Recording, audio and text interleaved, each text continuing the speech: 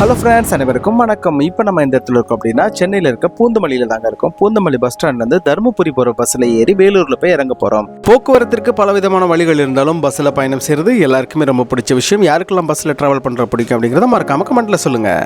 Hi friends, 10 நிமிஷத்துலேயே தருமபுரி போகிற bus வந்துச்சு. நாங்கள் பஸ்ஸில் ஏறி உட்காந்து ட்ராவல் பண்ண ஆரம்பிச்சிட்டோம். சாம், நீங்கள் எப்படி ஃபீல் பண்ணுறீங்க? ரொம்ப சந்தோஷமாக இருக்குது. ஓகே, எங்களோட கூட பேருந்தில் பயணிக்க தயாராக இருங்க. பஸ்ஸுலேயோ ஃப்ளைட்லேயோ ட்ரெயின்லேயோ எதில் பயணம் பண்ணாலும் ஜன்னல் ஒருத்த சீட்டு கிடைச்சா ரொம்ப செம லக்கின்னு சொல்லுவாங்க. எங்களுக்கு உண்மையிலே பஸ்ஸில் ஜன்னல் ஒருத்த சீட்டு தான் கிடைச்சிதுங்க. ரொம்ப ஹாப்பியாக நாங்கள் ஃபீல் பண்ணோம். ஏன்னா ஜில்லுன்னு வந்த காற்றை சுவாசிச்சுட்டு சந்தோஷமாக நாங்கள் ட்ராவல் பண்ணிட்டு இருந்தோம். எங்களுக்கு ரொம்ப பிடிச்சிருந்தது. எத்தனை பேருக்கு ஜன்னல் ஒருத்த சீட்டு பிடிக்கும் அப்படிங்கிறத மறக்காம கமெண்ட்டில் சொல்லுங்கள். ஒரு வழியாக எங்களோட பேருந்து பயணம் சிறுபெரும்புத்தூரை தாண்டி காஞ்சிபுரம் மாவட்டத்தில் இருக்கிற சிறுனைப்பெருகள் அப்படிங்கிற ஊரில் இருக்கிற ஜேபி ஹோட்டல் அப்படிங்கிற இந்த ஹோட்டலில் வந்து நின்றுதுங்க. எதுக்குடா இவ்வளோ மூச்சு விடாமல் பேசுகிறேன்னு நீங்கள் கூட நினைக்கலாம். ரெஸ்ட் ரூமுக்கு தாங்க. போயிட்டு வந்து அடுத்தது பேசுகிறேன், வெயிட் பண்ணுங்க. 2000 years later. ஒரு சில வேலைக்கு பிறகு. ஹாய் சாம். ஹலோ கைஸ், எப்படி ஃபீல் பண்ணுறீங்க? செம்மையாக இருக்குது. செம்மையாக இருக்குது. பஸ்ஸில் ஏறினோன்னு தூங்கிட்டீங்க? ஆமாம். ஓகே, டயர்டாக இருந்துச்சு. நாங்கள் இப்போ தான் இந்த ஹோட்டலுக்கு வந்தோம். பஸ்ஸு வந்து இங்கே தான் நிப்பாட்டினாங்க. இந்த பஸ்ஸில் தான் நாங்கள் வந்தது. அதெல்லாம் எல்லாமே ரொம்ப ஜாஸ்தியாக இருக்குது. பொதுவாக நீங்கள் வீட்டு பக்கத்தில் அங்கேருந்து வரும்போது ஏதாவது ஸ்நாக்ஸ் வாங்கிட்டு வந்துட்டிங்கன்னா ரொம்ப நல்லாயிருக்கும்னு நினைக்கிறேன். ஏன் சார்? ஆமாம் கைஸ், இந்த வாட்டி நாங்கள் திடீர்னு கிளம்புனதுனால எங்களால் ஒன்றுமே வாங்க முடியல. வரல. ஆனால் என்னென்னா ரேட் இங்கே ரொம்ப ஜாஸ்தியாக இருக்குது. ஆனால் வேறு வழி இல்லை, ஏதாவது வாங்கித்தானே ஆகணும். பசிக்குது இல்லையா, சாப்பிட்ணும் அப்படின்றதுனால வாங்கிட்டு வந்தாங்க. நீங்கள் இந்த மாதிரி இடத்துக்கு வந்தீங்கன்னா கையோட வாங்கிட்டு வந்துடுங்க. ஆமாங்க, நீங்கள் வரும்போது வாங்கிட்டு வந்துட்டா நல்லது. மறுபடியும் எங்களுடைய பயணம் அங்கிருந்து வேலூர் நோக்கி தொடங்கிச்சுது. பல காடுகள், பல மலைகள், பல ரோடுகளை தாண்டி எங்களுடைய பயணம் வேலூர்கிட்ட நெருங்கும் போது வந்த சந்தோஷம் ரொம்ப சூப்பராக இருந்துச்சுன்னு சொன்னால் அது மிகையாகாது. நிச்சயமாக இதை நீங்கள் உணர்ந்திருப்பீங்கன்னு நானும் நினைக்கிறேன். ஏன்னா நம்ம ஊருக்கு ட்ராவல் பண்ணி போயிட்டு இருக்கும்போது நம்ம ஊர்கிட்ட வர ஒரு சந்தோஷம் வரும் பார்த்தீங்களா, அந்த மாதிரி ஒரு சந்தோஷத்தை நாங்கள் உணர்ந்தோம். கண்டிப்பாக இதை நீங்களும் உணர்ந்திருப்பீங்கன்னு நானும் நினைக்கிறேன். நாங்கள் வேலூரில் போய் இறங்குனது ஒரு ஹோட்டலில் போய் சாப்பிட்டோம். அந்த ஹோட்டல் பற்றின வீடியோவை நான் டிஸ்கிரிப்ஷன்லேயும் ஐ பட்டன்லேயும் கொடுக்குறேன், மறக்காமல் அதை பாருங்கள். திருப்பி நாங்கள் அங்கேருந்து ஒரு ஆட்டோ பிடிச்சி நாங்கள் வேலூர் கோட்டைக்கு ட்ராவல் பண்ணி போனோம். அந்த வீடியோ தான் நீங்கள் பார்த்துட்டு இருக்கிறீங்க. நிறைய இடத்துல ரோடு வேலை நடந்துட்டு இருந்துச்சு. அதனால் நாங்கள் கொஞ்சம் சுற்றி போகிற மாதிரி இருந்துச்சு. இப்போ நாங்கள் வந்து வேலூர் கோட்டைக்கு வந்துட்டோம்.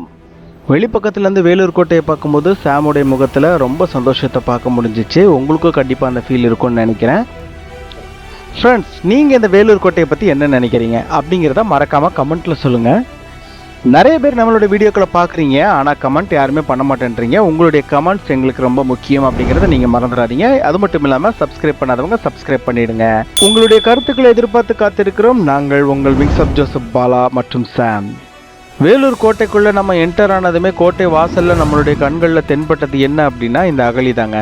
அகழின்னு சொன்னால் வேறு ஒன்றும் கிடையாது. வேறு யாரும் இந்த கோட்டைக்குள்ளே அன்வான்டாக என்டர் ஆகக்கூடாது என்கிற காரணத்தினால கட்டப்பட்டுள்ள ஒரு பெரிய குளம்னு நினச்சிக்காங்களேன். ஹலோ கைஸ், எல்லாரும் எப்படி இருக்கீங்க? ஹாய் ஃப்ரெண்ட்ஸ், ரொம்ப சந்தோஷம். உங்களை வேலூர் கோட்டையில் வச்சு பார்த்ததில் ரொம்ப சந்தோஷம்.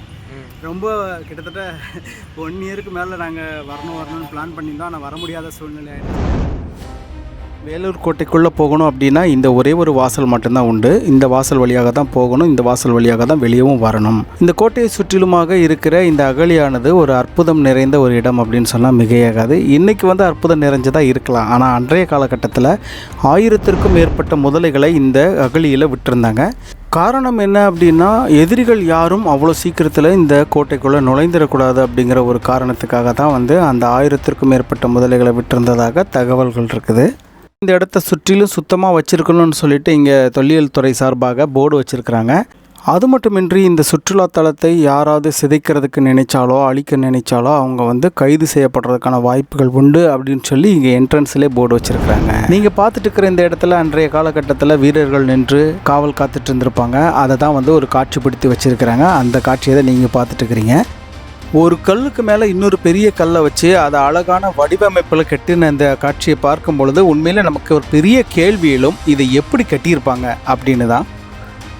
16ஆம் நூற்றாண்டில் கட்டப்பட்ட இந்த கோட்டையானது மொத்தம் 133 ஏக்கர் பரப்பளவில் கட்டியிருக்கிறாங்க. அது மட்டுமின்றி 191 அடி அகலத்திலும் 29 அடி ஆழத்திலும் இந்த அகழியை கட்டியிருக்கிறாங்க. சரி, ரொம்ப நேரமாகவே நம்ம வெளியிலே நின்றுட்டோம். வாங்க கோட்டைக்குள்ளே போய் அடுத்தடுத்து என்னென்ன இருக்குது அப்படிங்கிறத வீடியோக்களில் தொடர்ந்து பார்க்கலாம்.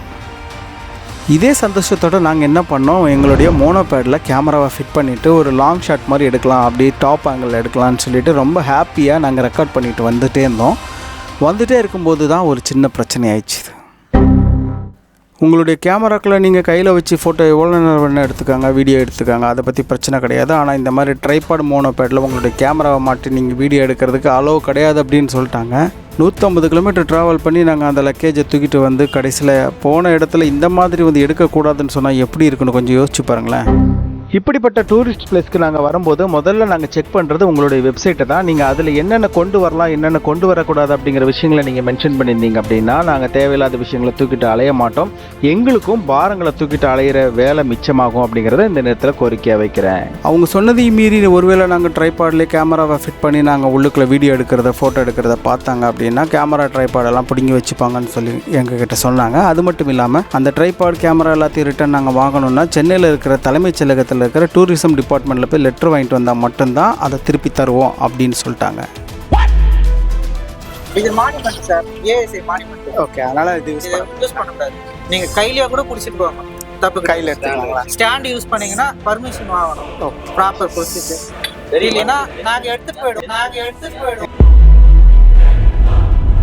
உங்களுடைய வார்த்தைக்கு நாங்கள் மதிப்பு கொடுக்குறோம் சார். லவ்ன்ற பேரில் உள்ள இந்த மாதிரி அநியாயம் பண்ணுறவங்களையும் கொஞ்சம் கவனிங்க சார். வேலூர் கோட்டையானது காலையில் 6 மணிலேருந்து நைட் 8 மணி வரைக்கும் திறந்திருக்கும். இந்த கோட்டையினோட வாயில் பார்த்தாலே உங்களுக்கு எவ்வளோக்கு எவ்வளோ பிரம்மாண்டமாக இருக்குது அப்படின்றது தெரியும். இது மொத்தமுமே கருங்கல்லில் கட்டியிருக்காங்க அப்படின்றத பார்க்கும்போது தான் ரொம்ப ஆச்சரியமாக இருந்துச்சு.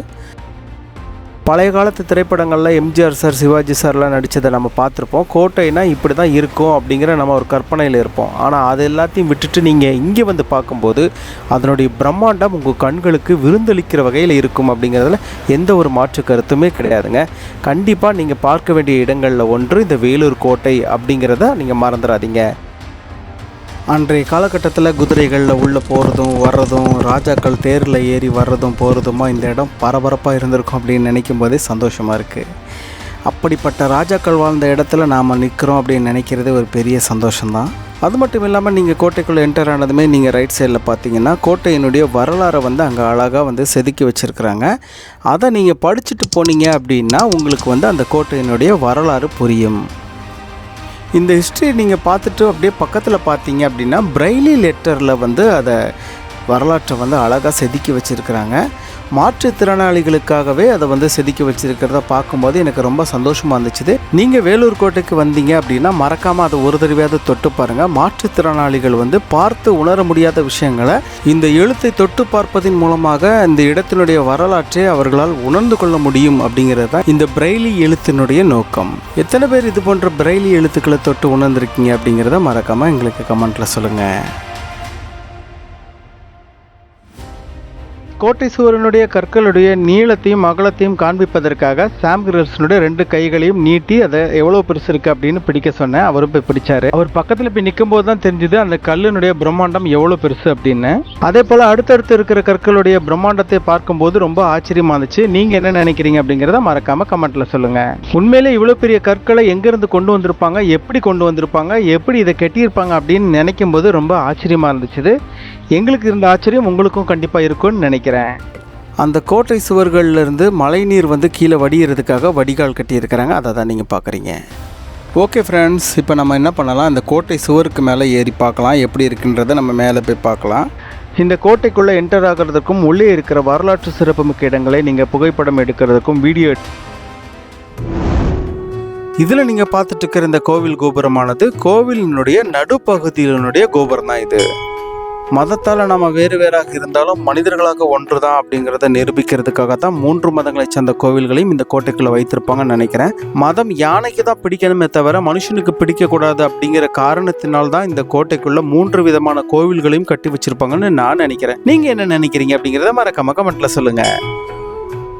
இன்றைய காலகட்டத்தில் இந்த கோட்டையை காவல் காத்துட்டு இருந்த காவலாளிகளுக்கு இந்த இடங்கள் எல்லாமே அற்புதமான ஒரு இடங்களாக இருந்திருக்கும். இன்றைக்கி வந்து சாலைகளாக மாறி போயிடுச்சுது.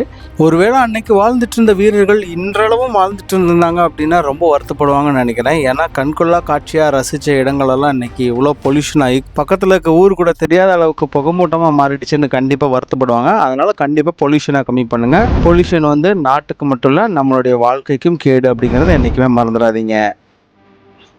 அந்த இடத்துலேருந்து கொஞ்சம் தூரம் நீங்கள் நடந்து போனீங்கன்னா இந்த இடத்த பார்ப்பீங்க. இங்கேருந்து என்ன பண்ணலாம்னா, சுற்றி இருக்கிற எல்லா இடங்களையும் இந்த ஒரு இடத்துலேருந்தே கண்காணிக்கலாம்.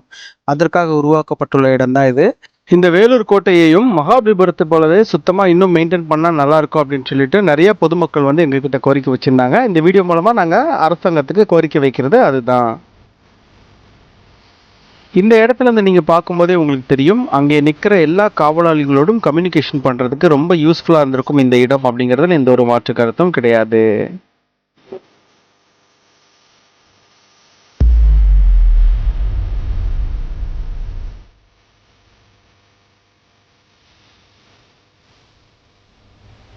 இந்த இடத்துலேருந்து பார்ப்பதற்கான எல்லா வசதிகளும் இந்த இடத்துல செஞ்சுருக்காங்க. அன்றைய காலகட்டத்தில் எப்படியெல்லாம் வாழ்ந்துருக்குறாங்க மக்கள் அப்படிங்கிறத நீங்கள் பார்க்கணும் அப்படின்னா கண்டிப்பாக நீங்கள் வேலூரில் இருக்க இந்த கோட்டைக்கு வந்து பார்க்கணும்.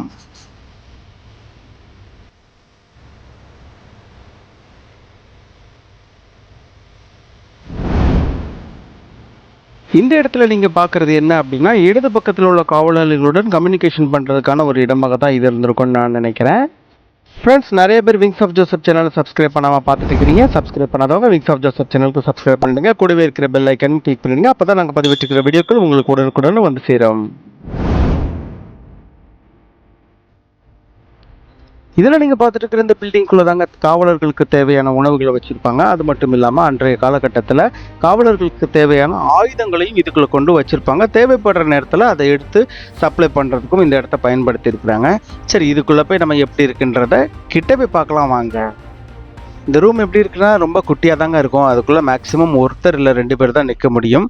அந்த மாதிரி ஒரு குட்டியான ஒரு சின்ன இடம் தான். ஓகே, எப்படி இருக்குன்னு மேலே பார்த்தா இன்றைய கால இளைஞர்கள் வந்து கிறுக்கி வச்சுருக்கிறாங்க. பேரெல்லாம் கவிதை ஆட்டோகிராஃபெல்லாம் நல்லா தான் இருக்குது. ஆனால் அது எழுத வேண்டிய இடம் இங்கே இல்லைங்க. அவங்க வரலாற்று சிறப்புமிக்க இடத்துல வந்து இப்படி கிறுக்கி வச்சுருக்கிறத பார்க்கும்போது மனசுக்கு கஷ்டமாக தான் இருக்குது. என்ன சொன்னாலும் திருந்த போகிறது இல்லைன்னு தெரியும். சரி, என்னத்தை சொல்லிக்கிட்டு விடுங்க. அப்படியே அந்த இடத்துக்கு லெஃப்ட் சைடில் திரும்பி பார்த்தோம்னா நிறைய பேரோட வீட்டில் பயன்பாட்டில் இல்லாமல் இருக்கிற அண்டாவை தூக்கி நிறுத்தி வச்ச மாதிரி இருந்ததுங்க. சரி, என்னதான் இருக்குன்னு மேலே ஏறி பார்க்கலான்ட்டு ஏறும்போது தாங்க தெரிஞ்சது மலைக்கு மேலே ஏறுற மாதிரி ஒரு ஃபீல் இருந்தது. ஏன்னா அப்படி கருங்கலால் அழகாக கட்டி வச்சுருந்தாங்க. ஆனால் ஒன்றுங்க, கால் வலி தாங்க முடியலை இதில் ஏறும்போது. இறங்கும்போது எப்படி இருக்கும்னு தெரியல, பார்ப்போம். ஆனால் மேலே ஏறினதுக்கப்புறமா அப்படி சுற்றி இருக்கிற இடத்த பார்க்கும்போது ரொம்ப சூப்பராக இருந்துச்சுன்னு சொன்னால் மிகையாகாதுங்க. ஏன்னா அவ்வளோ அழகாக அங்கேருந்து பார்க்கும்போது இப்போதைக்கு வந்து நம்ம தற்காலிகமாக செய்யப்பட்ட இந்த புல்வெளிகளை பார்க்குறோம். அன்றைய காலகட்டத்தில் சரௌண்டிங்கில் இருந்த மொத்த காடுகளையுமே வந்து எதிரிகள் எங்கேருந்து வராங்க, காட்டுக்குள்ளே எங்கே ஒளிஞ்சிருக்கிறாங்க அப்படிங்கிறத மொத்தத்தையுமே இந்த இடத்துலேருந்து பார்க்கலாம். அப்படிங்கிறது தான் ஒரு அற்புதமான ஒரு விஷயம். இன்றைக்கி இந்த இடத்துலேருந்து நீங்கள் சுற்றி பார்த்தீங்கன்னா எல்லாமே பில்டிங்ஸாக மட்டும்தான் இருக்குது. ஆனால் அன்னைக்கு வந்து எவ்வளோ அற்புதமான இடங்களாக இருந்திருக்கும் அப்படிங்கிறத நீங்கள் கொஞ்சம் கற்பனையில் இந்த இடத்த நின்று ரசித்து பார்த்தீங்கன்னா தெரியும். எத்தனை பேர் அதை ஃபீல் பண்ணியிருக்கீங்க அப்படிங்கிறத மறக்காமல் கமெண்ட்டில் சொல்லுங்கள். ஃப்ரெண்ட்ஸ், நீங்கள் இந்த இடத்துல நின்று பார்க்கும்போது அந்த அகலினுடைய நீளம் அகலத்தை பார்க்க முடியும். அதை தான் நீங்கள் பார்த்துட்ருக்கிறீங்க. சுற்று வட்டாரத்தில் இருக்கிற வீரர்கள் கூட கம்யூனிகேட் பண்ணுறதுக்கான ஒரு இடமாகவும் இது இருந்திருக்கும் அப்படின்னு நான் நினைக்கிறேன். ஃப்ரெண்ட்ஸ், நான் உங்ககிட்ட ஒரு கோரிக்கை வைக்கிறேன். அது என்ன அப்படின்னா, நீங்கள் எந்த வரலாற்று சிறப்புமிக்க இடத்துக்கு போனாலும் அந்த இடத்துல நின்று அன்றைய காலகட்டத்தில் அவங்க என்னென்ன யோசிச்சிருப்பாங்க, என்னென்ன செஞ்சுருப்பாங்க அப்படிங்கிற விஷயங்களை நீங்கள் அந்த இடத்துல நின்று ஃபீல் பண்ணி பாருங்கள். அப்போ தான் உங்களுக்கு அந்த இடத்தினுடைய அழகை ரசிக்க முடியும் அப்படிங்கிறத இந்த நேரத்தில் நான் கோரிக்கையை வைக்கிறேன். இந்த இடத்துல வந்து பீரங்கிகள் வச்சுருப்பாங்க. எதிரிகள் ஒருவேளை அட்டாக் பண்ணுற மாதிரி ஒரு சுச்சுவேஷன் வந்துச்சு அப்படின்னா இங்கேருந்தே வந்து ஈஸியாகவே அட்டாக் பண்ணுறதுக்கான வழிகள் இருந்திருக்கும். அதை தான் வந்து நீங்கள் இங்கே பார்க்குறீங்க. இந்த வீடியோ பிடிச்சவங்க லைக் பண்ணுங்கள், கமெண்ட் பண்ணுங்கள், ஷேர் பண்ணுங்கள். சப்ஸ்கிரைப் பண்ணாதவங்க விங்ஸ் ஆஃப் ஜோசப் சேனலுக்கு சப்ஸ்கிரைப் பண்ணால் மறந்துடாதீங்க. சப்ஸ்கிரைப் பண்ணிவிட்டு கூடவே இருக்கிற பெல் ஐக்கானையும் கிளிக் பண்ணிவிடுங்க. நீங்கள் செய்கிற இந்த ஒரு விஷயமும் எங்களுக்கு இன்னும் மோட்டிவேஷனை கொடுக்கும் அப்படிங்கிறத இந்த நேரத்தில் நான் உங்ககிட்ட சொல்லி கோரிக்கை வைக்கிறேன். ஒரு வழியாக மேலேருந்து இடங்கள் எல்லாத்தையும் சுற்றி பார்த்துட்டு கீழே இறங்கலான்னு சொல்லிட்டு இறங்கும்போது தாங்க தெரிஞ்சுது ஒரு மாதிரி ஷிவரிங்காக இருந்துச்சு எனக்கு. காரணம் என்ன அப்படின்னா, அது ரொம்ப ஸ்லாண்டிங்காக இருந்ததுனால சாமோட கையை பிடிச்சிட்டு தான் இறங்கி நடந்து வந்தேன். அப்பாடா, ஒரு வழியாக கீழே இறங்கிட்டேன். இதில் நீங்கள் பார்க்குறதும் அந்த காவலர்களுக்கான அறை தாங்க. இது கோட்டையை சுற்றிலும் அங்கங்கே ஒரு இடங்களில் கட்டி வச்சிருக்கிறாங்க. இந்த இடத்துல நீங்கள் பார்க்குற இந்த பில்டிங்கானது ஆங்கிலேயர்களுடைய காலகட்டத்தில் கட்டப்பட்ட ஒரு பில்டிங் தான் இது. அன்றைய காலகட்டத்தில் இந்த இடம் எவ்வளவு பரபரப்பாக இருந்திருக்கும் அப்படிங்கிறத கொஞ்சம் கற்பனை பண்ணி பாருங்கள். ஆனால் இன்றைக்கு அந்த அளவுக்கு பயன்பாட்டில் இல்லாமல் இருந்தாலும் ஒரு சில சினிமாக்களில் இந்த இடத்த வந்து ஒரு போலீஸ் ஸ்டேஷன் மாதிரி காட்டுறதுக்காக பயன்படுத்தியிருப்பாங்க. எந்தெந்த திரைப்படங்களில் நீங்கள் இந்த இடத்த பார்த்துருக்கீங்க அப்படிங்கிறத மறக்காமல் கமெண்ட்டில் சொல்லுங்கள், நாங்களும் தெரிஞ்சுக்கிறோம். இங்கே இன்னொரு முக்கியமான ஒரு இடம் இருக்குது, அதுதான் நீங்கள் பார்த்துட்டு இருக்கிறீங்க. குழந்தைகளுக்கு பால் ஊட்டும் அறை, அதாவது பேபி ஃபீடிங் ரூம். குழந்தைங்களை கூட்டிகிட்டு வரவங்களுக்கு பேபி ஃபீடிங் கொடுக்கறதுக்கு தனியாட்டு ஒரு ப்ரைவசியாக ஒரு இடம் வேணும் அப்படிங்கிறதுனால இந்த இடத்த வச்சுருக்கிறாங்க. இந்த இடம் எங்கே இருக்குது அப்படின்னு பார்த்தீங்கன்னா ஜலகண்டேஸ்வரர் டெம்பிளுக்கு ஆப்போசிட்டில் உள்ள பில்டிங்கில் தான் இதை வச்சுருக்காங்க. தேவைப்படுகிறவர்கள் பயன்படுத்தி கொள்ளலாம். கோட்டைக்குள்ளே இருக்கிற இந்த ஜலகண்டேஸ்வரர் டெம்பிள் வந்து விஜயநகர கட்டிடக்கலைக்கு ஒரு சிறந்த எடுத்துக்காட்டாக விளங்குது. இது ஒரு வழிபாட்டு தலமாகவும் தமிழ்நாட்டின் தனித்துவமான ஆன்மீக அனுபவத்தின் அடையாளமாகவும் இருக்குது. இந்த கோவிலுக்கு வெளியில் இருக்கிற இந்த தங்கம் மாதிரி ஜொலிக்கிற இந்த தேரை ரொம்ப நேரமாக நின்று ரசிச்சுட்டு இருந்தோம். அங்கே வந்திருந்த சுற்றுலா பயணிகளும் ரொம்ப ரசித்து பார்த்துட்டு இருந்தாங்க. யாரெல்லாம் இதை வந்து விரும்பி பார்த்துருக்கீங்க அப்படிங்கிறத மறக்காமல் எங்களுக்கு கமெண்ட்டில் சொல்லுங்கள்.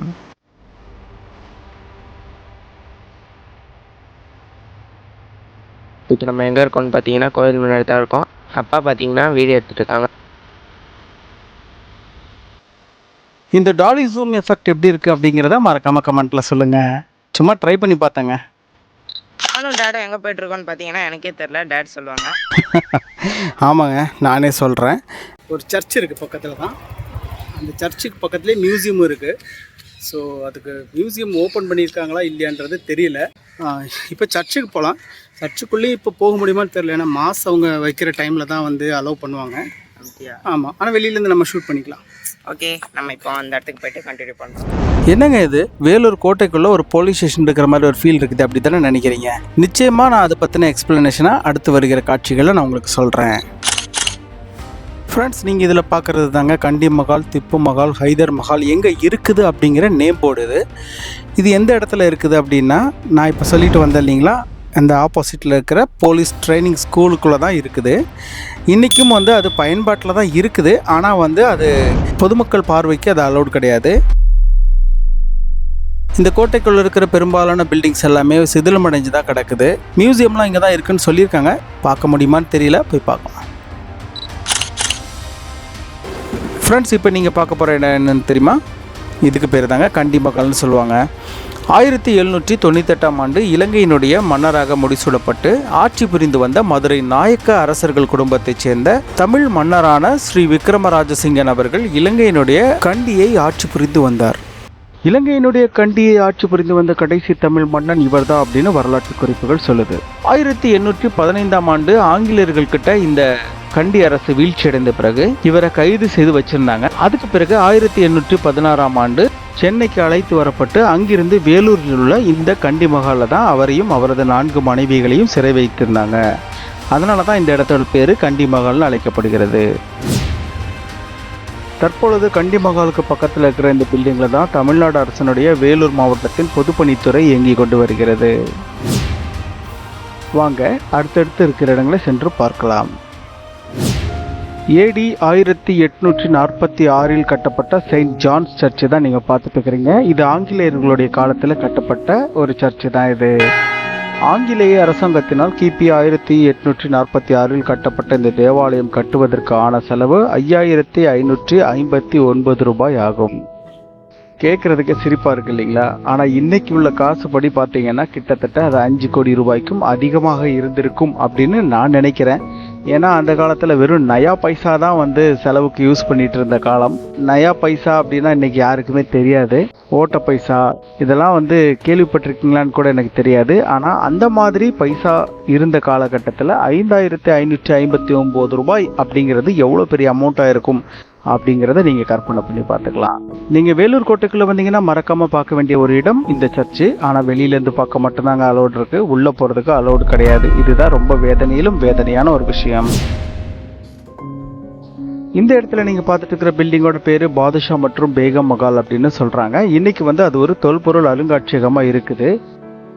நம்ம அவ்வளோ செலவு பண்ணி 150 கிலோமீட்டர் ட்ராவல் பண்ணி நம்ம பிள்ளைங்களையும் கூட்டிகிட்டு இந்த இடத்த சுற்றி பார்க்கணுன்னு வந்தால் வந்த இடத்துல எல்லா கேட்டையும் பூட்டி வச்சுட்டு வெளியில் இருக்க பில்டிங்கை மட்டும் பார்த்துட்டு போங்கன்னு சொன்னால் எந்த அளவுக்கு மனசு உடஞ்சி போகும் அப்படிங்கிறத கொஞ்சம் கற்பனை பண்ணி பாருங்கள். இது வயிற்றெரிச்சலில் சொல்லிங்க, மன கஷ்டத்தில் சொல்கிறேன். இது எங்களுடைய குரலாக மட்டும் நீங்கள் பார்க்காதீங்க, வந்த ஒவ்வொருத்தருடைய மன குரலையும் தான் இந்த வீடியோ மூலமாக நான் பதிவு செய்கிறேன். இதில் நீங்கள் பார்த்துட்டு இருக்கிறது ஒரிஜினல் பீரங்கி தாங்க. ஆங்கிலேயர்களுடைய காலத்தில் பயன்படுத்தப்பட்டு வந்த ஒரிஜினல் பீரங்கி தான் இது. இந்த மியூசியத்தினுடைய வாசலில் ஒன்றும் இல்லைங்க, அப்படியே பக்கத்தில் இன்னொன்று வச்சுருக்குறாங்க. இந்த 2 பீரங்கிகளும் நீங்கள் ஆரம்பத்தில் கோட்டைக்குள்ளே வரும்போது நான் ரூஃப் டாப்பில் போய் காமிச்சிருப்பேன் இல்லைங்களா, அந்த இடத்துல வச்சு இதை பயன்படுத்தியிருப்பாங்கன்னு நான் நினைக்கிறேன். நீங்கள் என்ன நினைக்கிறீங்க அப்படிங்கிறத மறக்காம கமெண்ட்டில் சொல்லுங்கள்.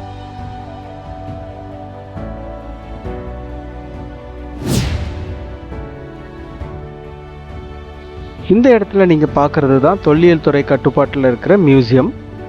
ஆனால் என்னென்னா யாருமே இப்போ பார்க்குறதுக்கு அலோட் கிடையாது. சும்மா வெளியிலேருந்து நம்ம வேடிக்கை பார்க்குற மாதிரி பார்த்துக்கலாம். வந்திருந்த பொதுமக்கள் நிறைய பேர் எங்ககிட்ட கோரிக்கை வச்சது என்ன அப்படின்னா, நீங்கள் இதை யூடியூப்பில் சொல்லுங்கள், சொல்லி இதை பார்க்குறதுக்கு அலோவ் பண்ணீங்க அப்படின்னா ரொம்ப நல்லாயிருக்கும் அப்படின்னு சொல்லிட்டு நிறைய பேர் கோரிக்கை வச்சுருந்தாங்க. அந்த கோரிக்கையை தான் நாங்கள் இங்கே பதிவு செய்கிறோம். இப்போ நீங்கள் இங்கே பார்க்குறது டெம்பிள் தான். ஒரு சிவன் கோயில் இருக்குது. அதுக்கு முன்னாடி பார்த்தீங்கன்னா இதில் ஒரு பெரிய அண்டா மாதிரி இருக்கா. இது அண்டா தாங்க, ஆனால் கல்லில் செய்யப்பட்ட அண்டா. தண்ணி நிறைச்சி வச்சு கை கால் கழுவுறதுக்காக பயன்படுத்துறதுக்கு வச்சுருப்பாங்கன்னு நினைக்கிறேன். அப்படியே பக்கத்தில் பாருங்கள், ஒரு பெரிய கேனான் ஒன்று உடஞ்சிருக்கு. அது எப்படி இருக்குன்றத பார்த்தீங்கன்னா உங்களுக்கே தெரியும், பயங்கரமாக இருக்குங்க. எவ்வளோ திக்னஸில் உருக்கியிருப்பாங்க, இந்த இரும்பை உருக்கியிருப்பாங்க அப்படிங்கிறத யோசித்து பார்க்கவே முடியல நம்மளால். இந்த கெனான் நம்ம நினைக்கிறதுக்கு பார்க்குறதுக்கு சிம்பிளாக தெரியுது, ஆனால் எவ்வளோக்கு எவ்வளோ பிரம்மாண்டமாக இருக்குது அப்படிங்கிறத இங்கே பார்க்கும்போது தெரியுது.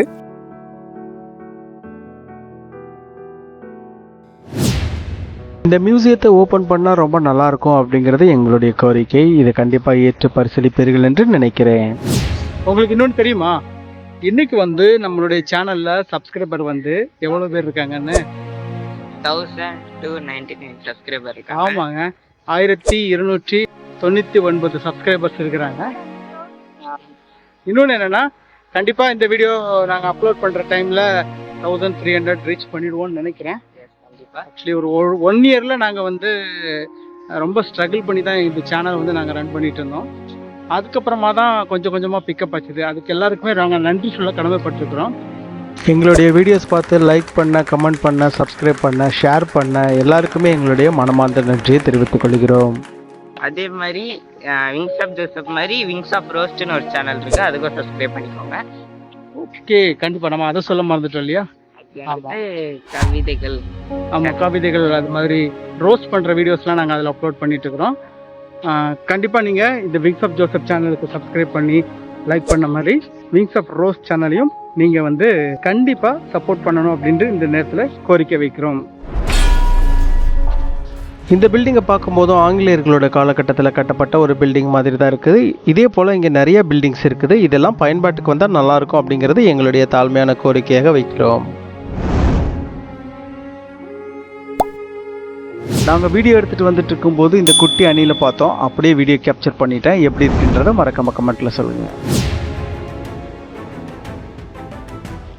நீங்கள் இப்போ பார்த்துட்டு இருக்கிறது வேலூர் கோட்டைக்குள்ளே இருக்கிற மசூதி தாங்க. 17ஆம் நூற்றாண்டில் ஆற்காடு நவாபால் கட்டப்பட்ட இந்த மசூதியானது இஸ்லாமியர்களுடைய நினைவு சின்னமாக இருக்குது. செவ்வக வடிவில் கிழக்கு நோக்கி அமைந்துள்ள இந்த மசூதியில் 3 நுழைவாயில்கள் இருக்குது, 2 ஜன்னல்களும் இருக்குது. இந்த மசூதியானது மலர் சுருள் வேலைப்பாடுகளுடன் கூடிய 12 மினார்களோடு அழகாக கட்டப்பட்டுள்ளது சிறப்பு. இந்த வீடியோ மூலமாக நாங்கள் சொல்ல வருகிறது என்னவென்றால், வரலாற்று சிறப்பு நினைவு சின்னங்களை நம்ம பாழ்படுத்தாமல் அதை இன்னும் வருங்கால தலைமுறைகளுக்கு கொண்டு சேர்க்க வேண்டும் என்பதே. கோட்டைன்னு சொல்லும்போது குதிரை இல்லாமல் எப்படிங்க? கோட்டைக்குள்ள ஒரு குதிரை நின்று புல்லு மேய்ச்சிட்டு இருக்குது. அந்த வீடியோ தான் நீங்கள் பார்த்துட்டு இருக்கிறீங்க. நம்ம எங்கே போயிட்டுருக்கோம்னு பார்த்தீங்கன்னா மியூசியம் தான் போயிட்டுருக்கோம். சாம் சொல்லிட்டாங்க, சஸ்பென்ஸாக இருக்கட்டும் நினச்சேன். சரி, ஓகே, ஒன்றும் பிரச்சனை இல்லை. நீங்கள் இதில் பார்த்துட்டு இருக்கிறதான் கவர்மெண்ட் மியூசியத்தினுடைய போர்டை மட்டும்தாங்க நாங்கள் பார்க்க முடிஞ்சது. என்ன ஒரு கொடுமைனா, இன்றைக்கி விடுமுறைன்னு சொல்லி போர்டு போட்டாங்க. செம்ம கடுப்புங்க. இன்னைக்கு ஹாலிடே. ஆமாங்க, ஒரு பக்கம் சாட்டர்டே, எங்களுக்கு சாட்டர்டே. ஆமாங்க, வேலூருக்கு நாங்கள் வந்து கோட்டைக்கு காலையில் 5 மணிக்கு பஸ்ஸு பிடிச்சி அடித்து பிடிச்சி சென்னையிலேருந்து ஓடி வந்தால் மியூசியம்குள்ளே அலௌடு இல்லை, சர்ச்சுக்குள்ளே அலௌடு இல்லை, டெம்பிள்குள்ளே அலௌடு இல்லை, மாஸ்குள்ளேயும் அலௌடு இல்லை. வீடியோவே எடுக்கக்கூடாதுன்னு. ஆமாம், இதில் நாங்கள் எப்படி நாங்கள் வீடியோ போடுறது? உங்களுக்காக நாங்கள் இவ்வளோ கஷ்டப்பட்டு இத்தனை நாளாக வர முடியாமல் இருந்த ஒரு இடத்துக்கு நாங்கள் வந்திருக்கிறோம். ஆனால் சாட்டர்டே எங்களுக்கு சாட்டர்டே ஆயிடுச்சுன்னு சொன்னால் மிகையாகாது.